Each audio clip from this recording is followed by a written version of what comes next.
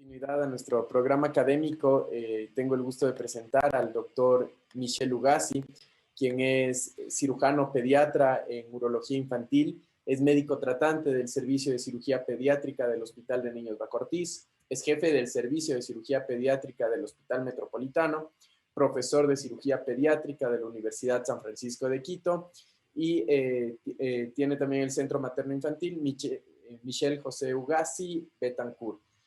El doctor Ugasi intervendrá con el tema emergencia pediátrica, invaginación intestinal. Doctor Ugasi, una vez más, buenas noches, bienvenido. En este momento usted puede compartir su pantalla. Gracias. Hay una pequeña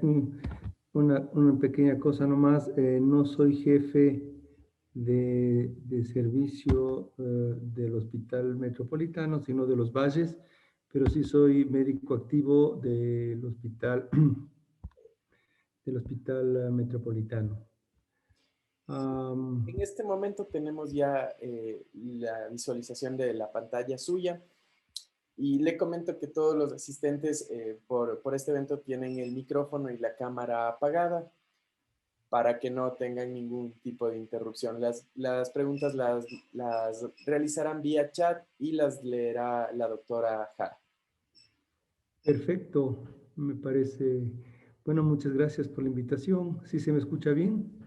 Sí, doctor, perfecto. Ya, entonces, pues esta charla lo hemos sacado de este libro que se llama Bases de Pediatría Crítica. Esta es la 5ª edición y actualmente pues estamos sacando la 6ª edición que saldrá para enero del siguiente año y que va a estar mucho más completa que la anterior. Como esto es abdomen, como estaba como emergencias pediátricas, quirúrgicas, me gustaría hablar sobre el abdomen agudo, que es sumamente importante. Primero, ¿qué significa? ¿Qué es? Son cuadros clínicos de diferente etiología que tienen un síntoma común, que es el dolor abdominal, que es de aparición brusca, que se necesita definir el tratamiento a corto plazo. Es fundamental el saber esa definición de un abdomen agudo, que básicamente va a ser un dolor del abdomen, ¿no?, que tiene varias causas, y que lo importante es saber cuál es la causa de este dolor de este abdomen agudo. Se clasifica en dos, en obstructivo y en inflamatorio. La característica es que un abdomen agudo obstructivo puede hacerse inflamatorio y viceversa. Un abdomen inflamatorio puede devenir obstructivo. Sin poner en mención, claro, el traumático, que no está contemplado en esta charla. Pero ¿qué es importante en el abdomen agudo? Primero, la historia clínica y el examen físico. Es lo más importante. Y luego, tenemos que hacer una valoración a un neurocirujano para con ustedes conjuntamente tratar el caso. ¿Por qué? Porque inicialmente un abdomen agudo importante, el diagnóstico no es lo más importante. Un abdomen agudo muy álgico, el diagnóstico no es lo más importante. Lo más importante es saber si es que este abdomen agudo es quirúrgico o no. Porque si es quirúrgico, pues por eso tiene que estar con ustedes valorando un cirujano para resolver inmediatamente. Y si es que es un cuadro dudoso, ¿no?, ¿qué es lo que tenemos que hacer? Hay los 3 signos importantes del abdomen agudo: el dolor abdominal, el vómito y la ausencia y expulsión de gases y heces. Es de aparición brusca, es muy intenso, es un dolor que viene tipo cólico, es tan intenso que a veces los niños hasta se ponen pálidos o sudan o incluso se desmayan del dolor, ¿no? Pero es paroxístico, es decir, después de esta crisis muy intensa, luego están como si nada, porque son en picos, vienen los dolores, como ustedes saben, dolores tipo cólico, que son paroxísticos. Y cada vez, evidentemente, es más frecuente. Esto no tiene que ver. Es evidentemente que el vómito es más tardío mientras más distal está la oclusión. Inicialmente es alimentario, luego es intestinal, luego es fecaloide y generalmente no calma con el vómito. El dolor no calma con el vómito.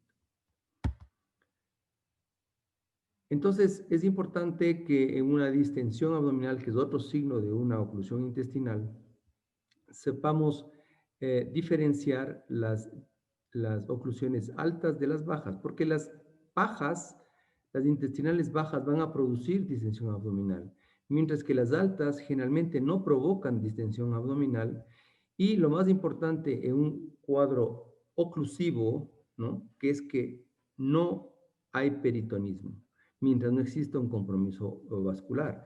Es decir, hay una oclusión intestinal, no tiene por qué haber peritonismo, no tiene por qué haber el signo capital de un peritonismo, es decir, de un síndrome inflamatorio, es básicamente es el signo de Bloomberg, el rebote. Cuando ustedes ingresan su mano en el abdomen y sueltan brutalmente, pues este dolor es más intenso que el mismo dolor que causó el problema. Entonces, este no peritonismo es fundamental para discernir entre si estamos en un abdomen agudo inflamatorio o aún no llegamos al inflamatorio y estamos en un abdomen agudo obstructivo. ¿Cuáles son las consecuencias de un abdomen agudo obstructivo cuando existe distensión abdominal por un abdomen bajo, obstrucción baja? Que existe un secuestro interno de líquidos, esto lleva a una deshidratación, esto lleva a un shock hipovolémico y esto lleva a una acidosis metabólica. Por lo tanto, estas condiciones patológicas son las que nosotros tenemos que buscar en nuestra anamnesis, buscar en el examen clínico y luego documentar con los exámenes de laboratorio que vamos a pedir. Entonces, ¿qué vamos a pedir? ¿Qué vamos a buscar? Evidentemente, como les decía, signos de deshidratación, signos de shock hipovolémico, signos de acidosis. Para decirles, porque aquí no pueden participar porque todos están apagados, ¿cómo diagnosticamos shock hipovolémico en los niños? Bueno, en los niños no tienes que esperar a la hipotensión para diagnosticar shock. El shock hipovolémico en los niños se define como la mala perfusión tisular distal. Por lo tanto, el signo capital es el llenado capilar. Cuando ustedes aplastan la pulpejo de los dedos y sueltan, ese colorcito rojo tiene que volver en menos de 3 segundos. Si es que está más de 3 segundos, este paciente está chocado y para de contar. Así de fácil es la medicina. Un niño que tiene taquicardia, como en los adultos, pues puede que esté chocado, pero un niño que con fiebre, taquicardia, un niño con dolor, produce taquicardia. Por lo tanto, y no esperen la hipotensión, porque un niño cuando está hipotenso, en menos de un minuto está parado y con un paro cardiorrespiratorio. Evidentemente la acidosis pues tenemos el signo de Kussmaul, que es un paciente que está hiperventilando para tratar de sacar ese CO2 que está dando esta condición de acidosis. Estas son las principales causas de oclusión intestinal, entre estas la que vamos a ver, que es la invaginación intestinal aguda. Bueno, evidentemente aquí vienen otros criterios en síndrome oclusivo. Evidentemente la invaginación intestinal aguda es una causa de oclusión intestinal, pero la más frecuente en los niños es la oclusión por brida. Por lo tanto, uno de los signos principales a chequear es si que tiene o no tiene cicatriz abdominal. Igualmente hay que ver los orificios urinarios y hay que ver la distensión abdominal, si es que es importante o no. Y la auscultación de los ruidos hiroaéreos es sumamente importante. Pero sobre todo, buscar la cicatriz abdominal. En este caso, si es que un niño viene así con un síndrome oclusivo, que es vómito, distensión abdominal, ausencia, expulsión de gases y heces y dolor abdominal, pues evidentemente es un cuadro oclusivo intestinal y tienen que hacerse los exámenes para confirmar esta patología. En cuanto a la invaginación intestinal, es parte de un síndrome oclusivo y nos puede dar una masa al examen físico. Y pues siempre es importante hacer el resto de estos exámenes clínicos que nos van a dar algunos tipos de datos para llegar al diagnóstico definitivo. Por ejemplo, en el momento, si nosotros no sacamos los pañales del niño, nos podemos perder este signo tan importante que es el signo de rectorragia en jalea de grosellas, que es patognomónico de una invaginación intestinal aguda. ¿Qué vamos a pedir? Pues exactamente lo que les habíamos dicho, pues algo básico. ¿Y qué es lo que vamos a buscar en estos exámenes de sangre? Alteraciones hidroelectrolíticas de ácido base, signos de sufrimiento intestinal, que son sobre todo la hipercalemia, y signos de insuficiencia prerrenal, porque el paciente está haciendo shock hipovolémico, está haciendo una deshidratación y puede verse afectado la función renal. En cuanto a las imágenes, pues la radiografía simple de abdomen y la ecografía abdominal, y en el caso de la invaginación intestinal aguda, puede ser el tránsito intestinal con enemas radiopacos para hacer un tratamiento y un diagnóstico. En todo caso, ¿cuáles son los signos cardinales radiológicos de una oclusión intestinal? Son dos. El paciente acostado, esto que se llama las pilas de monedas, fíjense, ¿no?, que son las válvulas conniventes del intestino delgado. Fíjense cómo se ve esta pila de moneda. Este es un paciente que está acostado, ¿no? Mientras que un paciente que está parado, evidentemente el signo más importante es estos niveles hidroaéreos que nos están dando una oclusión intestinal. Fíjense en esa de montones de niveles hidroaéreos, pero eso se consigue única y exclusivamente con un paciente que esté parado. A veces los niños están tan chocados, tan en mal estado que no se pueden parar. Y en esas condiciones, pues es difícil. Fíjense aquí, este es un paciente que está acostado, como vemos, cómo se ve el intestino delgado y estas asas en pilas de moneda. Este es un paciente que está acostado y evidentemente el intestino delgado no debe verse en una placa simple de abdomen, y esto es una condición patológica. Cuando el paciente está de pie, evidentemente podemos ver, fíjense, en todos los niveles hidroaéreos que nos dan la característica de una oclusión anatómica en este paciente. Ahora, vamos a pasar a la invaginación intestinal. Es un cuadro clínico estereotipado. ¿Eso qué quiere decir? Que es un cuento cerrado, es como la apendicitis aguda, es un cuento, ¿no? El dolor abdominal en epigastro, que se va a fosílica derecha, más vómito, 38,5, Bloomberg. Así, hijo, tal estereotipado como el apéndice es el cuadro clínico de la invaginación intestinal aguda. Entonces tenemos que saber que existen dos tipos de invaginaciones, la primaria y la secundaria. La primaria, que es la idiopática, que generalmente se da en los lactantes de 11 meses, van desde 3 meses a 3 años. Esta es la periodo fundamental en que todo niño con dolor abdominal del tipo que les hemos dicho, es decir, un dolor intenso, duro, que incluso con palidez, pues hay que sospechar que no sea una invaginación intestinal aguda hasta no demostrar lo contrario. Generalmente el niño está bien nutrido. Entre los crisis de llanto, como les decía, y de dolor, el niño está como si nada hubiera pasado, ¿no? Este dolor es un dolor abdominal muy duro, muy intenso, y entre las crisis el abdomen está suave, está depresible, y en ocasiones, no siempre, se puede palpar una masa abdominal. Lo que sí es que no esperemos a la heces en jalea de Grossellas, que es un signo de sufrimiento intestinal, ¿no?, como veremos en la ficha patología. Esta es la causa más frecuente de obstrucción intestinal en infantes. Ocurre más frecuentemente, como les dije, entre los 4 y 9 meses. Yo diría, hay que pensar siempre entre los 3 meses y 3 años, con un pico en los 11 meses. Son niños sanos, bien nutridos, 2/3 son hombres, y es una definición en la que decimos que es una asa proximal que se intussuscepta hacia una asa distal que es recipiente de la intussuscepción. Esto es lo que está sucediendo. Fíjense aquí, esta es la parte normal. Esta es se llama una invaginación iliocecal, y hay unas, pero que son iliosecocólica, en donde se ingresa no solamente el intestino y se queda el apéndice afuera, sino que el apéndice y también con todo se van hacia la invaginación. En todo caso, en ninguna de las dos variantes no existe ningún tipo de diferencia en tanto al tratamiento ni en tanto a la resolución en caso de que sea quirúrgica. Pues como les decía, la asa proximal se introduce hacia la distal, ¿no?, con la actividad peristáltica, y el mesenterio ingresa, ¿no?, con esta asa y va a comprimir la obstrucción venosa primero, va a producir edema de pared, persiste la invaginación y esto va a dar insuficiencia arterial que lleva a una isquemia.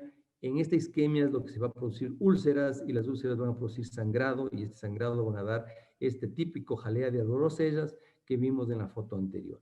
Lleva a la necrosis, ¿no?, y en la necrosis puede haber perforaciones, y esto evidentemente ya nos lleva no a un abdomen agudo obstructivo, sino a un abdomen agudo inflamatorio y obstructivo a la vez. Como dijimos, un abdomen obstructivo puede evolucionar a un abdomen agudo inflamatorio cuando existe lesión de la pared intestinal.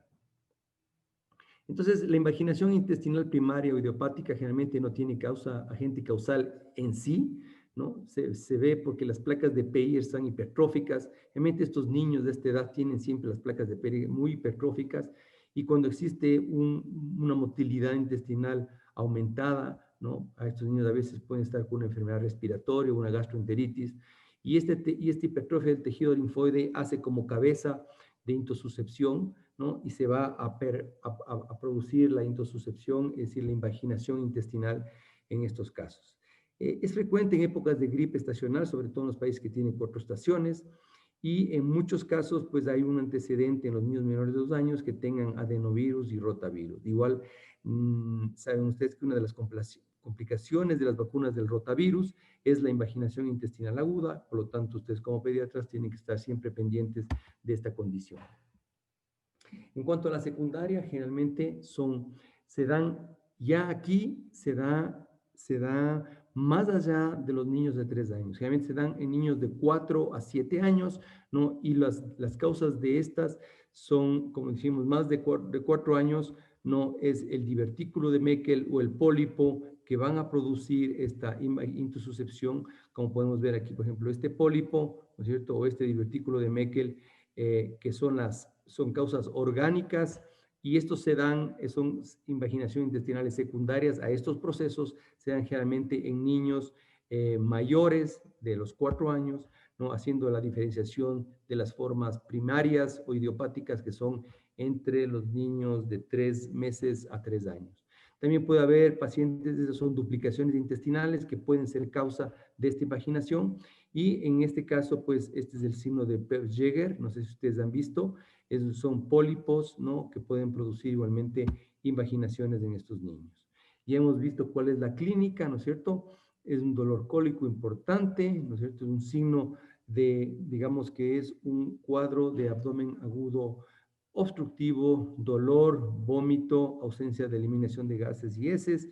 La masa es palpable en algunos casos, y no tenemos que esperar a que haya heces en jalea de grosellas, y sobre todo después de esto viene la isquemia que comprime las glándulas mucosas, hay necrosis, hay un cuadro oclusivo patente, y posteriormente a tardía existe una alteración desde el punto de vista generalizado, incluso puede haber fiebre, si se perfora igualmente tenemos un abdomen agudo inflamatorio.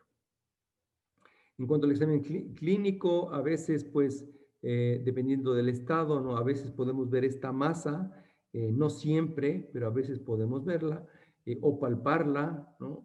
Pero generalmente, como les decía, en los estados iniciales, que es donde ustedes tienen que diagnosticar, o todos debemos diagnosticar, realmente a veces no se encuentra nada. Y es simplemente la sospecha diagnóstica en base al grupo etario, 3 meses a 3 años, dolor franco, con crisis de llanto importante, en esa edad, el que les lleva a ustedes a hacer una ecografía o una radiografía para hacer sospechas de diagnóstico. Entonces, en la radiografía, con lo que comenzamos, pues vemos aquí que existe, podemos ver, hay poco gas en el intestino delgado, en el grueso, ¿no? Vemos que aquí existe una especie como de, pero son imágenes que podrían pasar de normales. Es decir, con una radiografía de esa yo podría decir, sí, es un colon, sí, es el colon transverso que se ve ahí, pero ustedes tienen que ver con ojos maliciosos. Tienen que este examen cotejar con la clínica y sobre todo con la edad del paciente, que es la que les va a dar la sospecha diagnóstica más importante en estos pacientes. En la ecografía, ya vamos a ver las imágenes, tenemos 2 signos, la una es de dona o de ojo de buey, y el otro es de sándwich o de pseudo riñón, que las imágenes son tan patéticas que van ustedes a ver. ¿Cuál es el manejo? Pues primero, pues si tenemos ya el diagnóstico, tenemos un diagnóstico ya de diagnósticos de certeza, pues poner una sonda nasogástrica para descomprimir, NPO, hidratación, ver cómo están los electrolitos, como dijimos, ver cómo está el ácido base, a ver si está acidótico o no, y pues en primera línea podemos hacer un diagnóstico con aire o con contraste, ¿no? Y las contraindicaciones, evidentemente, sería una perforación intestinal, es decir, que este paciente está en un abdomen agudo inflamatorio, que haya aire libre a nivel intraabdominal por la perforación, peritonitis, hipotensión persistente, y pues generalmente este es el tratamiento que nosotros tratamos de realizar, hacer una reducción hidrostática, que la tenemos desde hace más de 2 siglos, eh, eh, se hace con bario, con guía fluoroscópica, siempre puede haber riesgo de perforación en todas, pero justamente por eso tiene que estar un cirujano presente para poder resolver en caso de que haya estas complicaciones. Hay un 85% de reducción exitosa en estos pacientes, lo cual es un buen porcentaje de pacientes que se reducen y se ven beneficiados de esta técnica. Desde muchos años atrás se intentó la reducción neumática con CO2, simplemente pones tú un manómetro, ¿no? Con una sonda Foley, inflas la sonda Foley en el recto y comienzas a dar aire para que ese aire, y tú vas viendo que no suba, porque este es una perillita que viene conectada a un manómetro.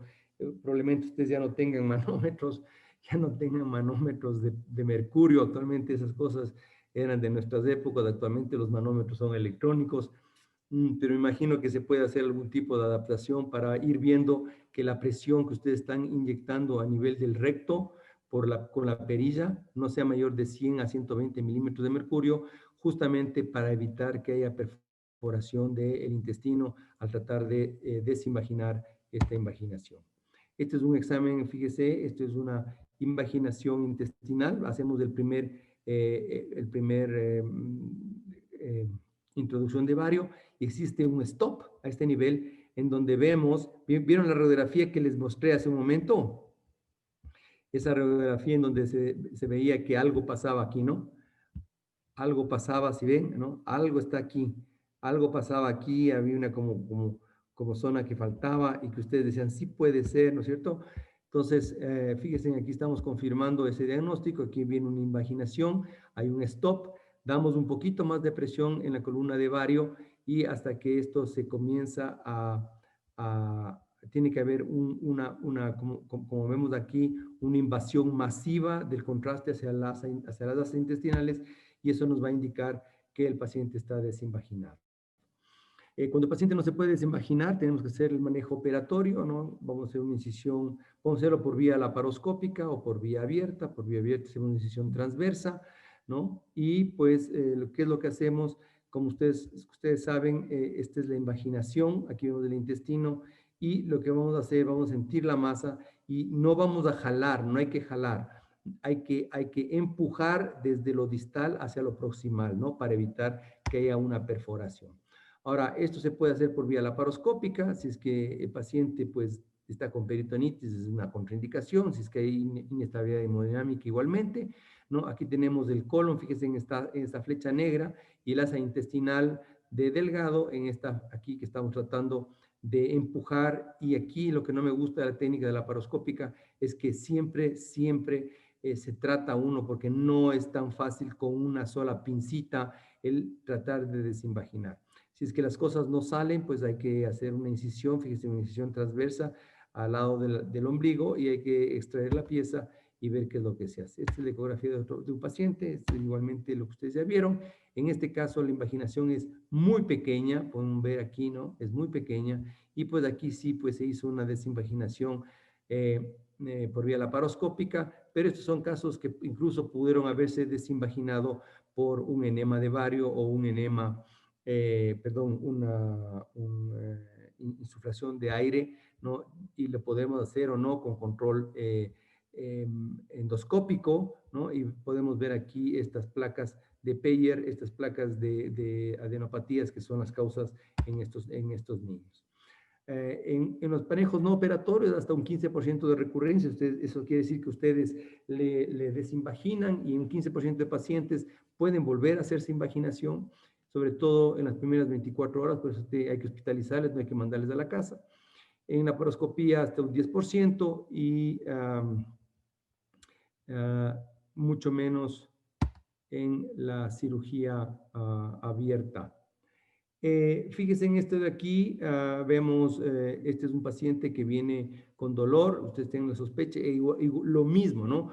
Es un paciente de 9 meses, que viene hombre, que viene con dolor, con llanto importante, inconsolable, le examinan, casi no hay nada, pero aquí podemos ver con ojos de diablo que algo está pasando en este lado, y entonces, ¿qué es lo que hacemos? Hacemos una ecografía, ¿no es cierto? Y ¡pax! En la ecografía las dos imágenes, fíjense en esta es la imagen de sánduche, ¿no es cierto? O de pseudo riñón arriba y acá abajo la de ojo de buey o de una dona, que son patognomónicos de una invaginación intestinal aguda, ¿no? Entonces, esto ya vimos, ¿no? Entonces, en este caso vamos a hacer una desinvaginación con vario y le vamos a introducir vario, o sea, hacer el primer stop.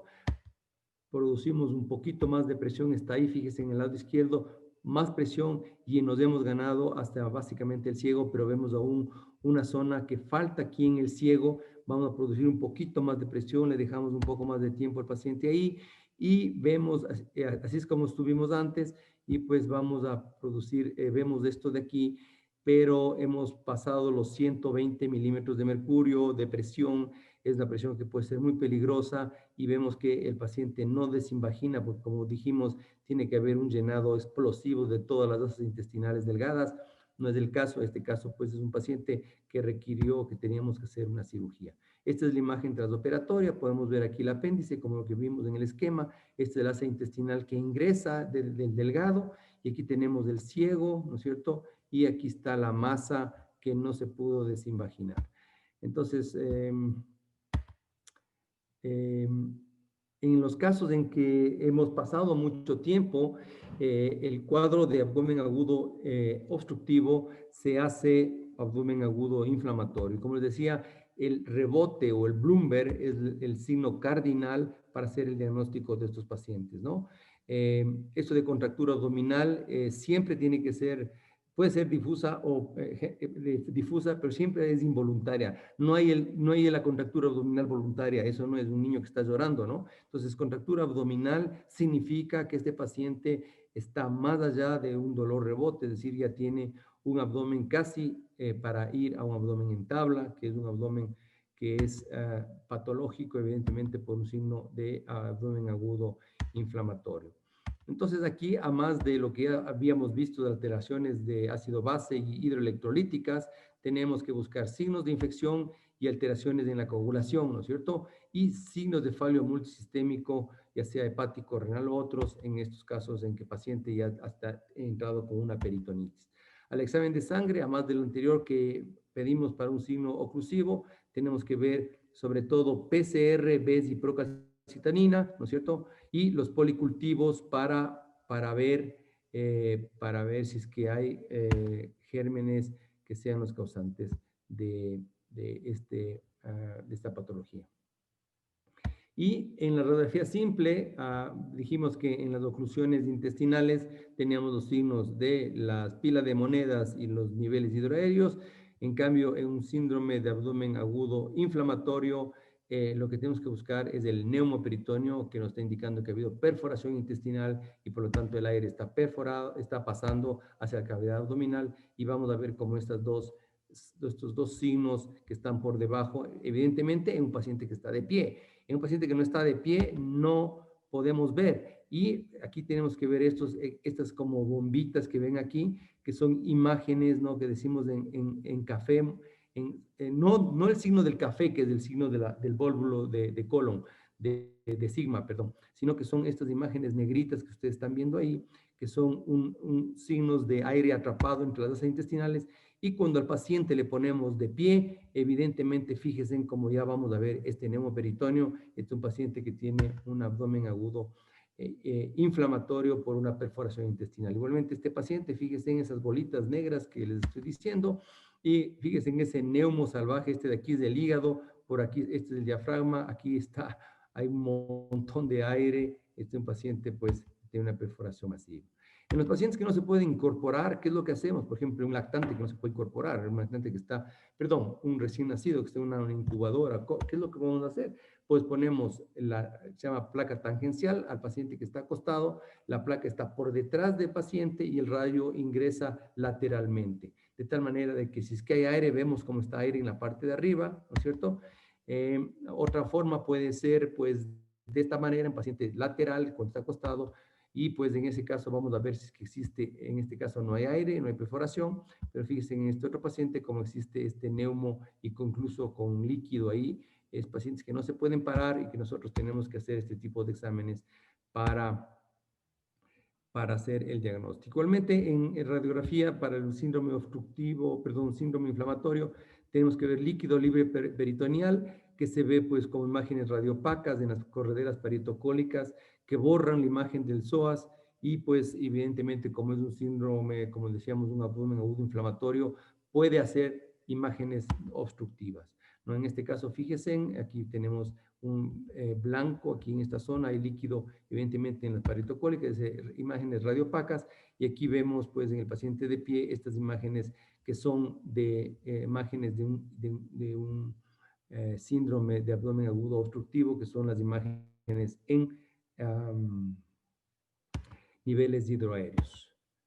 En la ecografía igualmente, ¿qué es lo que hacemos? Pues es importante un paciente que está con peritonitis, canalizar una vía central o periférica, no corregir la volemia, utilizamos esto que se llaman los PICC lines, son los catéteres centrales insertados periféricamente, las hay de 2, 3 lúmenes, son de silicona, ¿no? Y vamos a medir en un paciente y esto pues nos ayuda para mantener la vía aérea, perdón, las vías venosas libres, no estar picando a cada reto y poder pues introducir antibióticos ahí.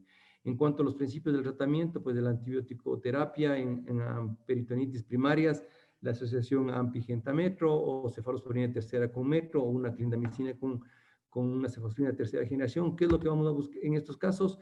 Pues vamos a encontrar gram positivos, gram negativos y gérmenes aerobios, como las enterobacterias que vimos, ¿no? Que son los gram negativos, y los anaerobios, sobre todo el Bacteroides fragilis, y es por eso que en estos tratamientos incluimos metronidazol o clindamicina, que es justamente para el tratamiento del Bacteroides fragilis. Peritonitis secundarias y terciarias, pues ya depende de un montón de situaciones, de estafilococos, de enterobacterias B positivas, bacilos gram negativos no fermentadores, como pseudomonas, acinetobacter, enterococcus, en este caso, pues, o cándidas, en este caso ya, pues, tenemos que entrar con otros antibióticos que son de otra línea, que son de segunda o tercera línea, como Vancomycin, Linezolid, daptomicina, imipenem, carbapenem, piperacillina, tazobactam, la tigeciclina con la colistina, y para los hongos, la cándida, que son resistentes, la micoconazol, itraconazol o anfotericina B. Igualmente en las candinas tenemos la caspofungina, la micofungina y la anidofungina, que son ya líneas de tercera para pacientes que tienen sepsis por hongos. En la peritonitis el tratamiento quirúrgico es una urgencia, hay que tratar la causa y hay que tratar la peritonitis. En el tratamiento de la causa sabemos que lesiones distales como del colon o del recto, en el caso que por ejemplo una invaginación intestinal vaya a hacer una perforación cólica, ¿no? En ese caso pues son procesos sépticos avanzados porque tienen mucha cantidad de bacterias y en ese caso hay que hacer osteomidas derivativas temporales con o sin resección de la asa intestinal colónica o intestinal que ha estado lesionada.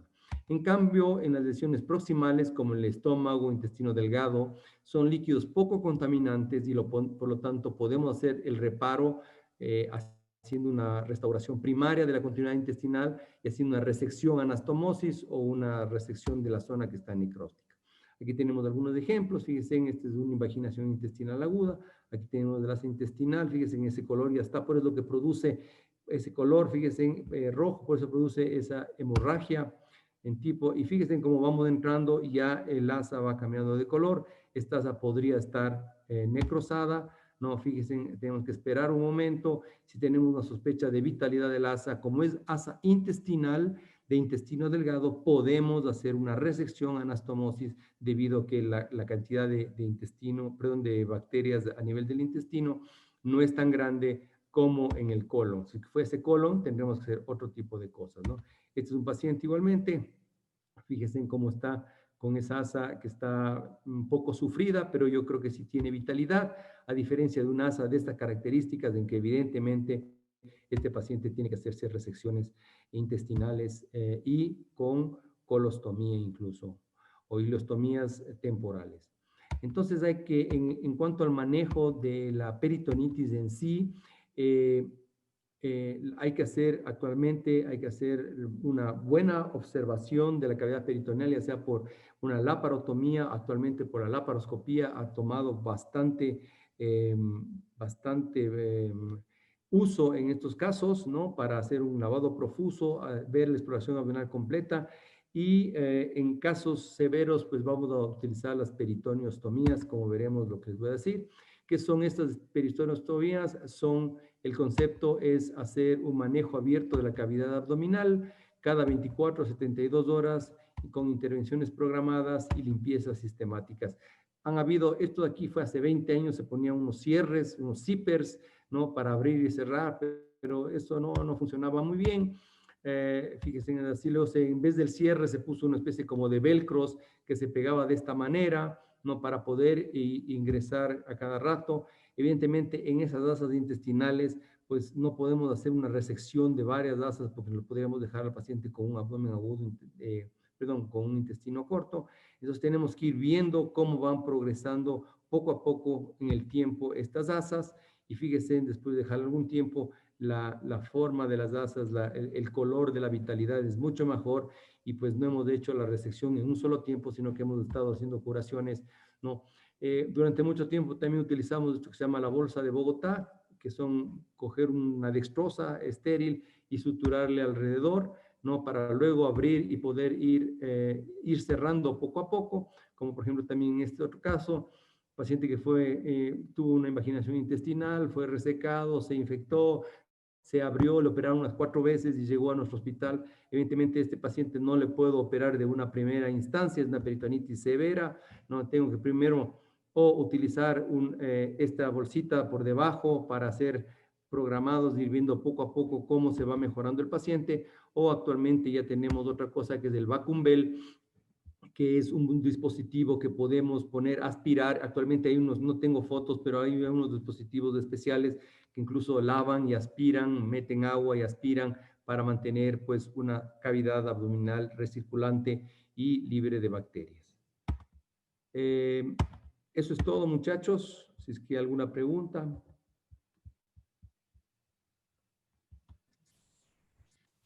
Muchísimas gracias. Muchísimas gracias, doctor, por su presentación. Fue muy importante para todos y en los comentarios muchos ponen que excelente su ponencia. Una pregunta que nos llegó por interno. ¿Sí se me escucha? Sí, 100%. Ya. En cuanto a la peritonitis, justamente estas últimas técnicas que nos mostró, ¿por cuánto tiempo se podría dejar abierta la cavidad abdominal hasta su cierre definitivo?